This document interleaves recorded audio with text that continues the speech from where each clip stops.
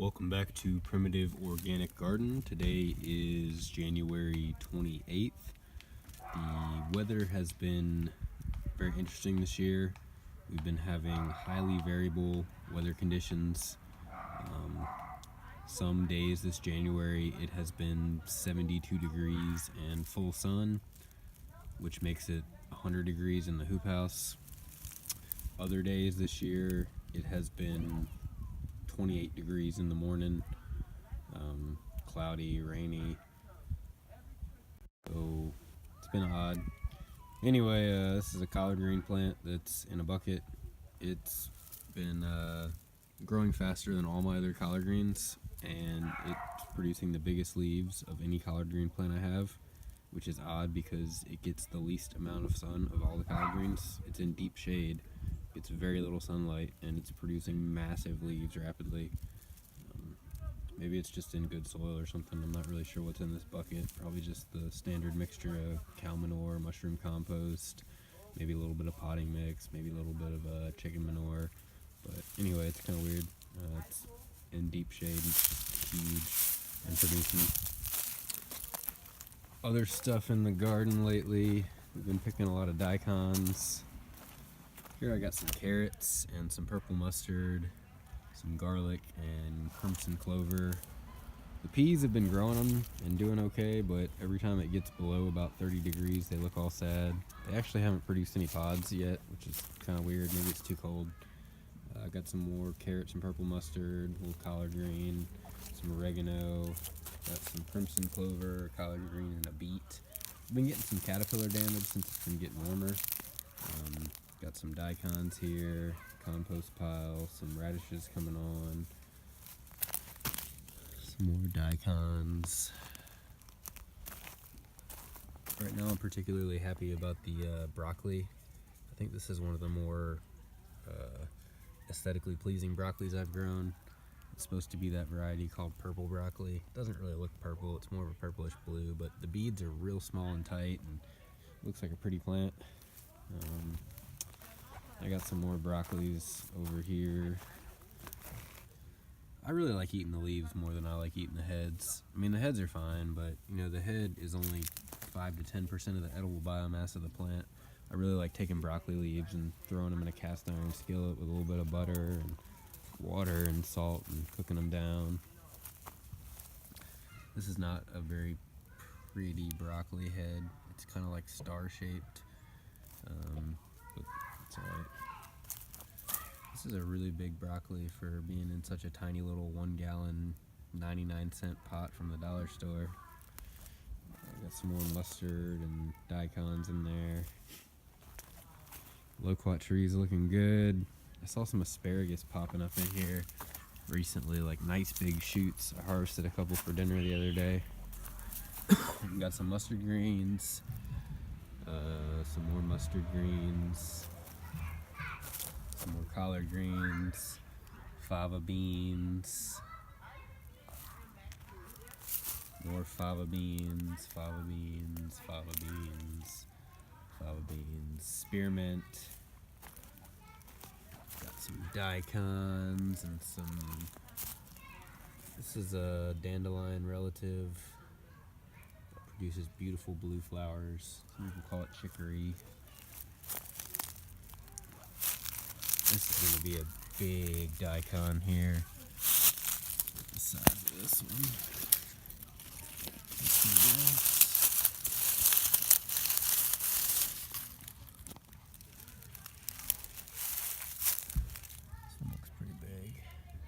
These are about to go to flower. Means I need to pull them.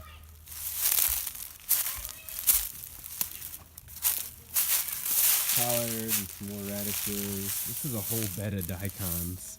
These are growing real slow because they're in the shade, and they're actually yellowing a good bit. Looks like nitrogen deficiency. Radishes aren't really heavy feeders, but these are in extremely crowded, compact conditions. I planted way too many of them way too close together, so they're yellowing up, getting a little chlorotic.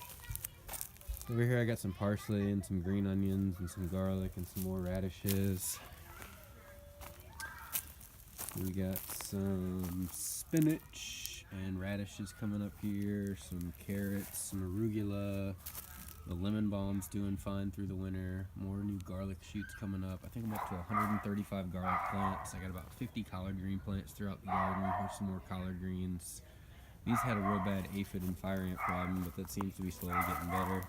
Got some more garlic, some more arugula, a leek, a beet, spinach, garlic, spinach, garlic. I like to companion plant spinach and garlic. They tend to do pretty well together. Got another leek, got some garlic, got some radishes, some oregano, some more garlic, some more oregano, some lemon balm. Over here's my little herb garden with tons of dill, purple mustard, lettuce, different kinds of lettuce, dill, cilantro, kale, dill, kale, cilantro, dill, parsley, blueberry bush, oregano, dill, turnip, purple mustard, kale, dill, celery. Got another little collard green here. This is one of my seed-started tangerine trees. That's what we got over here. The strawberries are doing fine. Hopefully, I'll actually get a decent crop that the roly-polies don't destroy this year. I'm going to try to keep things really dry over here so the roly-polies don't eat all my strawberries. Got some spinach. Got some more radishes, some spinach, some carrots. Got a little farm dog. Farm dog! Farm dog! Farm dog! Farm dog! Come here. Farm dog! Farm dog!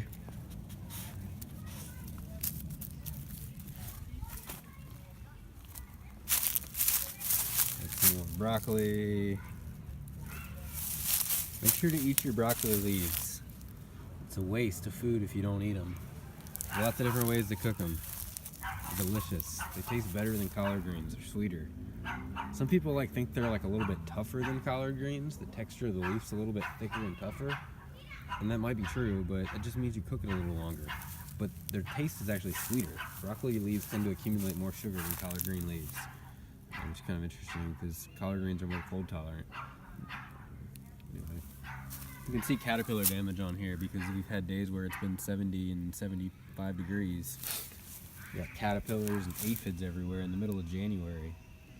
I'm talking about there's no such thing as climate change. Climate change isn't a hoax. If you have aphids on your crops in January, I'm just rambling like a crazy person, but got some fava beans and some spinach and garlic. Tons of mustard, but you can see the mustard plants are just covered in aphids. I've never seen an aphid in January before. I've seen an aphid in January in my greenhouse, like a hoop house, but I've never seen an aphid in January out in the open. We were having 28-degree temperatures the other night, and it didn't seem to bother the aphids, which is weird. I thought aphids didn't do well below 32, but apparently they do just fine in this type of garden setup. Maybe it's because I have so much biomass growing that the garden is staying warmer than the ambient temperature. I put down a ton of wood chips, and I got all kinds of crops and stuff. Maybe the garden's just staying warmer than the actual reported temperature or measured temperature. I don't know, but it seems kind of weird that I got aphid problems in January. I've never had that experience before, and I've been gardening here for at least 15 years. But we'll see. I'm not worried about a little bit of aphids. I got some turnips and peas and some more leeks and the strawberries creeping on, and got a little farm dog. You can see dandelions are blooming in January. Kind of weird. Dandelions are edible, by the way. You should eat them. They're delicious. I got some mustard greens over here, a bunch of daikons. Got some cool fancy lettuces.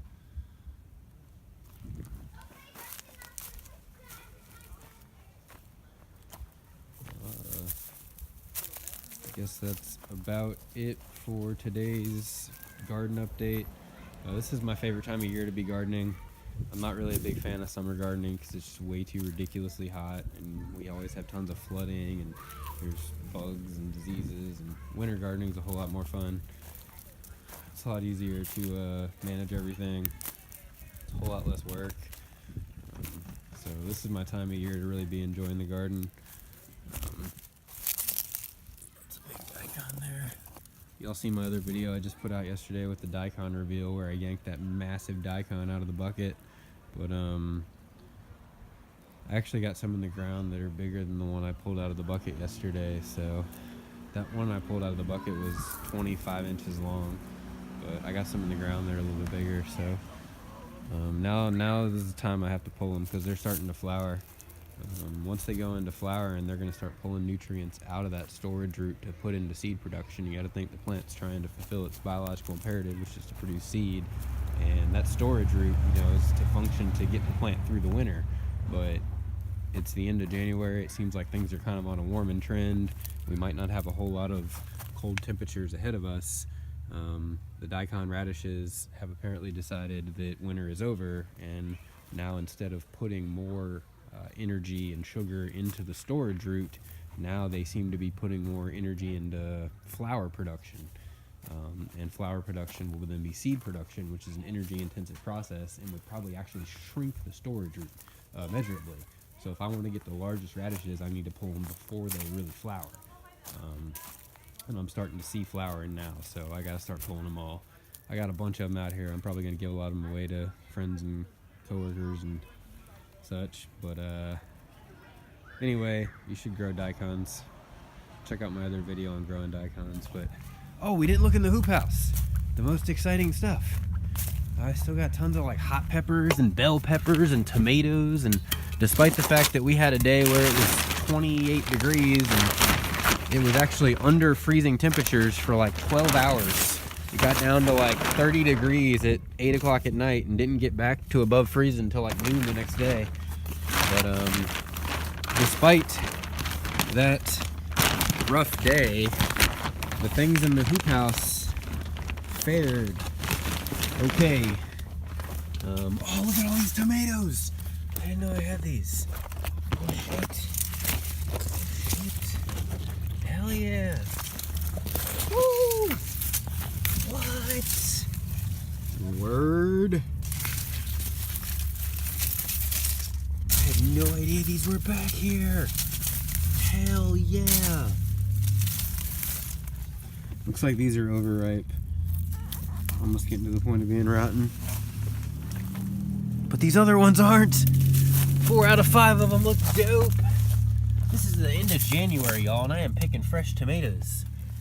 It's a shame I don't have a farmer's market booth. That farm dog's trying to get in the greenhouse where it's all nice and warm. All right, you want to get in the greenhouse, farm dog? Yeah, I want to get in the greenhouse. Come here, buddy. Don't be eating stuff. Got some collard greens. This is one of my seed-started citrus trees. This was probably a citrus seed I collected from Tybee Island in Georgia. A lot of that is descended from Spanish citrus that was brought over. Got some collard greens, some peppers. Got my dragon cayennes. Got a nice fat bell pepper. Oh, what ate my bell pepper? Holy shit. Something ate a hole in my bell pepper. It's ridiculous. Whoa! I got a squirrel in the greenhouse? What the hell?